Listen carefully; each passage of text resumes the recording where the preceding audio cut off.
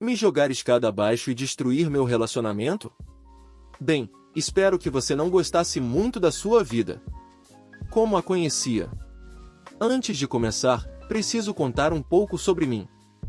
E, antes que você pergunte, serei extremamente vago sobre alguns detalhes. Se você já trabalhou com cibersegurança ou para o governo, entenderá o motivo de eu ser reservado. Me formei no ensino médio no final dos anos 2000. Tentei a faculdade, mas não era para mim, então me alistei como já tinha planejado fazer depois de conseguir um diploma técnico. Entrei na Marinha, passei pelas qualificações para o treinamento de operações especiais durante o treinamento básico, e depois comecei o treinamento para me tornar um SEAL. Não completei, porque aquilo é realmente intenso, mas tudo bem, pois entrei no SWCC e me tornei um cara dos barcos sujos. O SWCC, Special Warfare Combatant Craft Crewmen, são aqueles caras que você vê nos filmes chegando na hora certa com barcos rápidos e muita munição, resgatando nossos soldados do inferno. Às vezes, trabalham com equipes de helicópteros ou até pilotam os próprios helicópteros.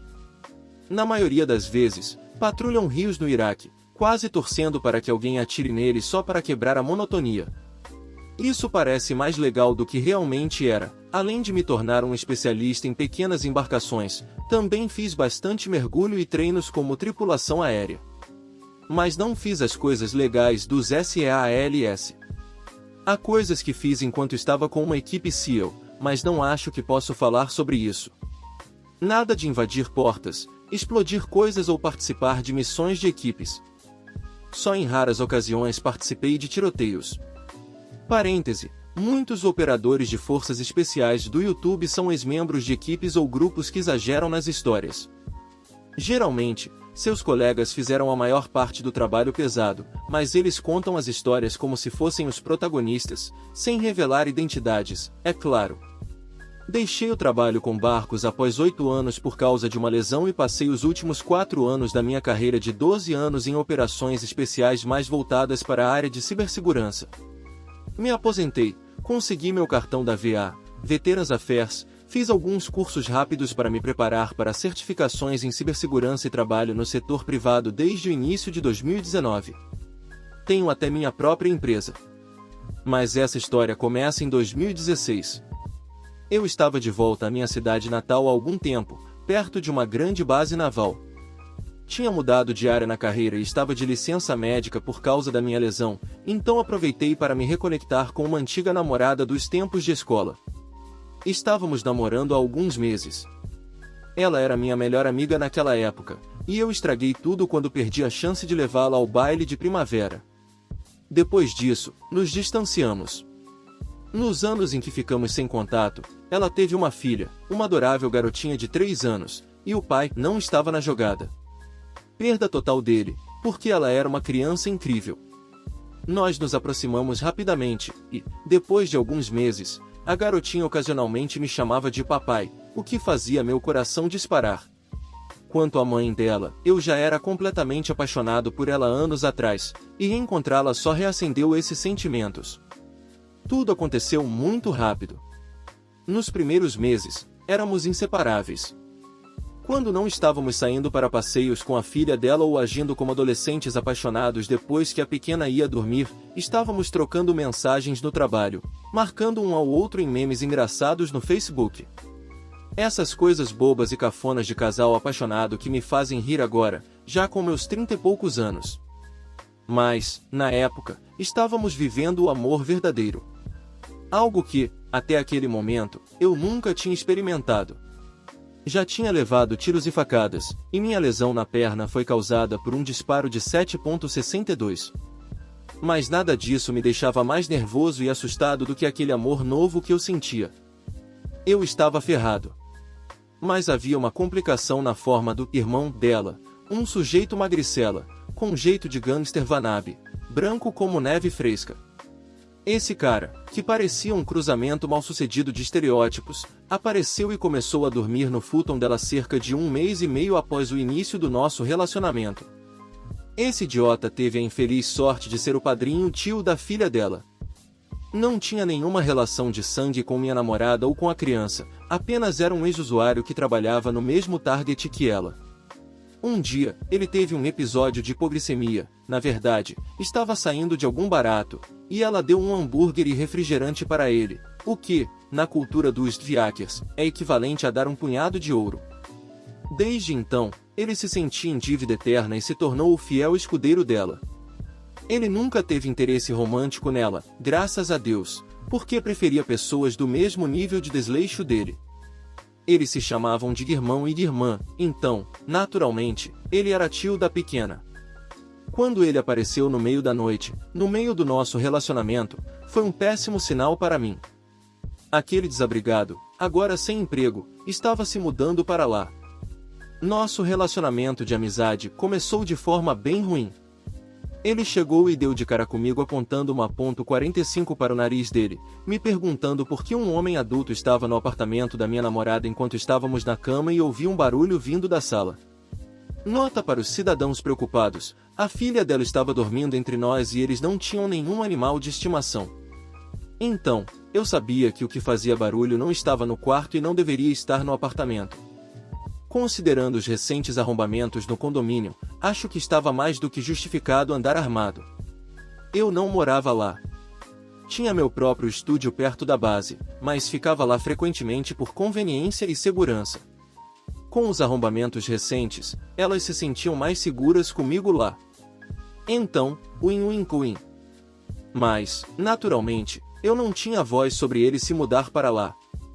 Para tentar apaziguar a situação depois de encarar o idiota com uma 1911, emprestei meu PS3 e uma TV extra para ele ter algo para fazer. Porque, convenhamos, ele não ia mesmo procurar um emprego. Em vez disso, ele fumava maconha na varanda o dia todo e jogava Need for Speed e Call of Duty no meu PlayStation.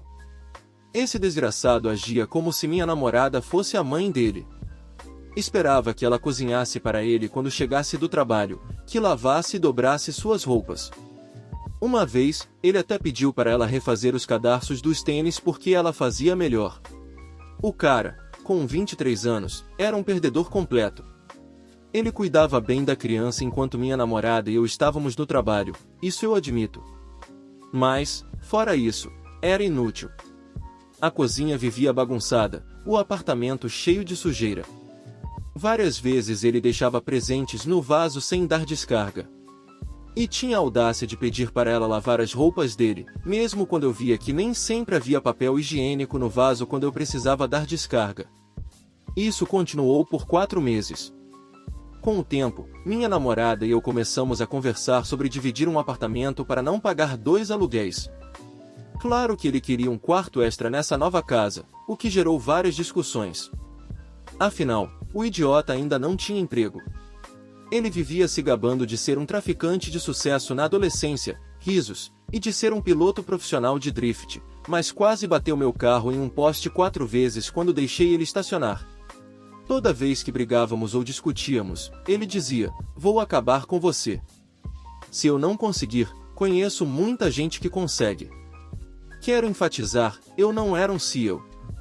Não passei pelo treinamento rigoroso que a Marinha oferece aos operadores de guerra especial. Fiz apenas o básico para me qualificar. Mas ainda assim, não era um incompetente. Tinha treinamento em artes marciais, CQB, e sabia como usar minhas mãos, se necessário, poderia acabar com ele sem nem precisar da 1911. Mas eu amava a irmã dele. Queria casar com ela e adotar sua filha. Então, engoli meu orgulho sempre que ele me confrontava. Até que, um dia, resolvi levar meu PS3 e minha TV de volta para casa. Ele ficou furioso, me baniu do apartamento, mas minha namorada lembrou a ele que aquele era o espaço dela, e que ele precisava aprender a respeitar as regras. Certa manhã fatídica, talvez uma semana depois disso, eu tinha passado a noite no apartamento. Estávamos acordando cedo porque eu precisava ir para a base e ela tinha que trabalhar. Saímos de casa com a criança e, enquanto a colocávamos no banco do carro, percebi que tinha deixado minha carteira dentro. Então voltei ao apartamento para buscá-la, e, enquanto caminhava de volta para a porta da frente, o idiota do MCG solta, você vai lavar aquela louça quando voltar.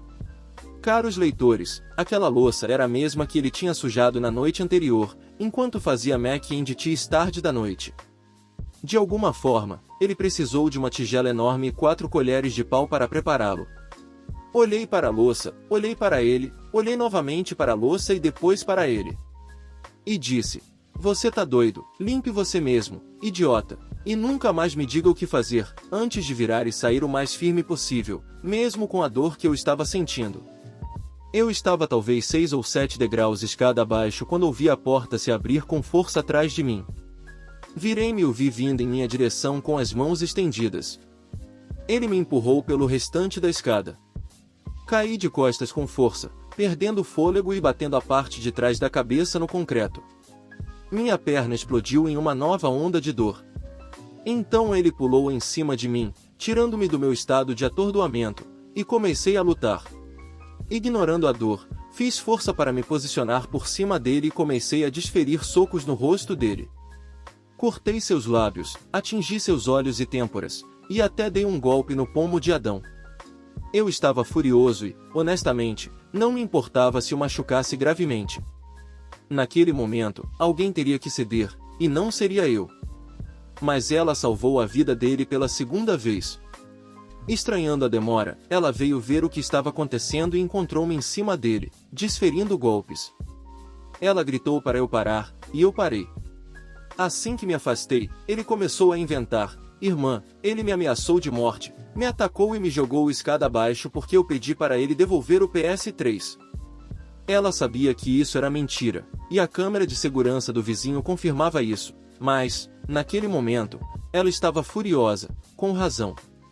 Levei-a ao trabalho. Deixei a criança na creche. Fui para a base. Lá, tive que explicar ao meu superior por que minhas mãos estavam machucadas e por que eu estava segurando um saco de gelo na cabeça. Eles se ofereceram para chamar a polícia para eu registrar queixa, mas recusei. Meu superior quase me obrigou a chamar a polícia, ameaçando me colocar de volta em licença médica, o que ele tecnicamente não podia fazer. Respondi que preferia ficar de licença médica do que perder minha namorada por chamar a polícia contra o irmão dela. Ele deixou claro que eu era um idiota de primeira, e que isso iria me causar problemas no futuro. Bem, ele estava certo. Basicamente, o irmão deu um ultimato: ou eu saía e ela terminava comigo, ou ele saía e se afastava da vida dela e da filha dela. Para ser justa com minha ex, aquele perdedor tinha sido a única figura masculina constante na vida da filha dela desde que ela nasceu, então isso teria sido devastador para a garotinha, e ela queria poupá-la de essa dor. Isso significou que eu fui o escolhido para sair. Honestamente, eu teria preferido levar um machado no coração, porque o que eu realmente senti foi muito pior. É uma coisa quando você está dizendo adeus à mulher que ama. Mas dizer adeus a uma criança chorando, que você queria muito adotar e fazer parte da sua vida. Eu não quero conhecer o homem que consegue segurar as lágrimas nessa situação. Esse homem me assusta. Voltei para o meu apartamento, montei uma caixinha com os brinquedos, lembranças e roupas que eles haviam deixado para trás e esperei o momento certo para entregar na casa dela. Eu estava um homem quebrado. Mas aquele desgraçado. Ele queria me dar o golpe final enquanto eu estava no fundo do poço. Lembra daqueles amigos que ele mencionou? Bem, ele não estava mentindo.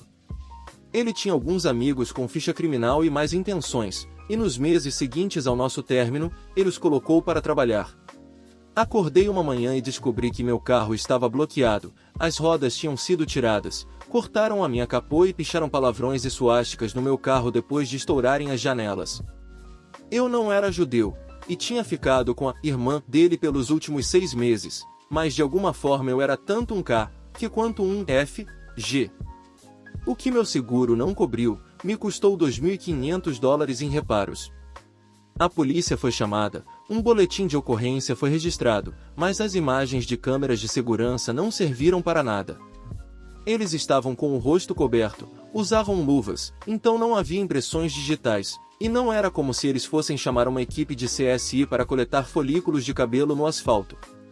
2 semanas depois, houve uma tentativa de incêndio na minha porta. Alguém com máscara e capô acendeu um coquetel molotov e jogou na minha porta. Se não fosse pelos sprinklers do prédio funcionando, meu apartamento teria queimado com tudo dentro, porque eu não ia pular do 3º andar.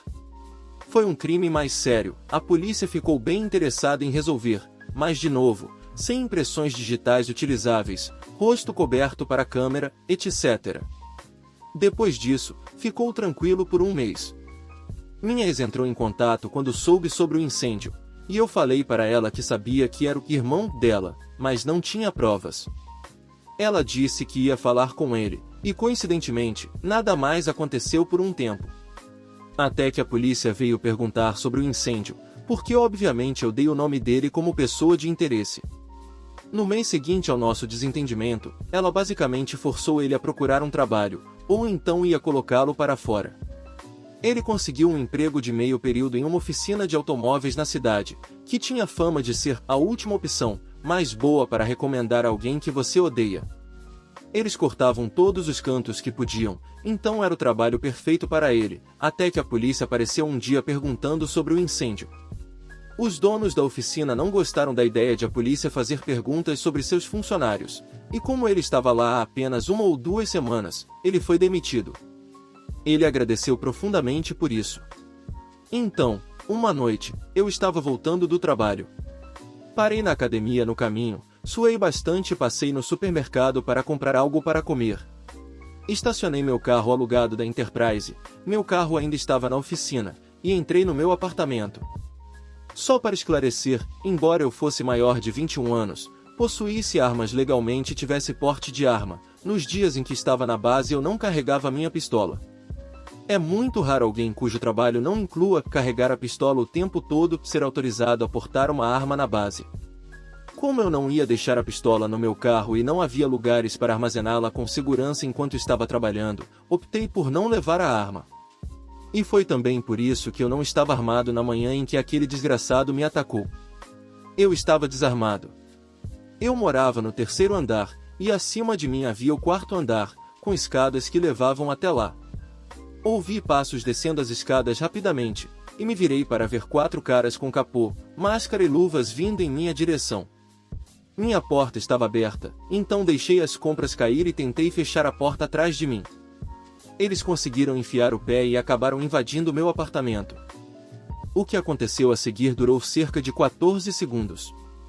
O vizinho do outro lado, após o incêndio, instalou uma câmera de segurança fora de sua porta, então sabemos a hora exata do que ocorreu, até o segundo. Eu mantinha uma arma carregada em um armário perto da porta de entrada, sei que foi imprudente, mas eu era mais jovem e ingênuo naquela época.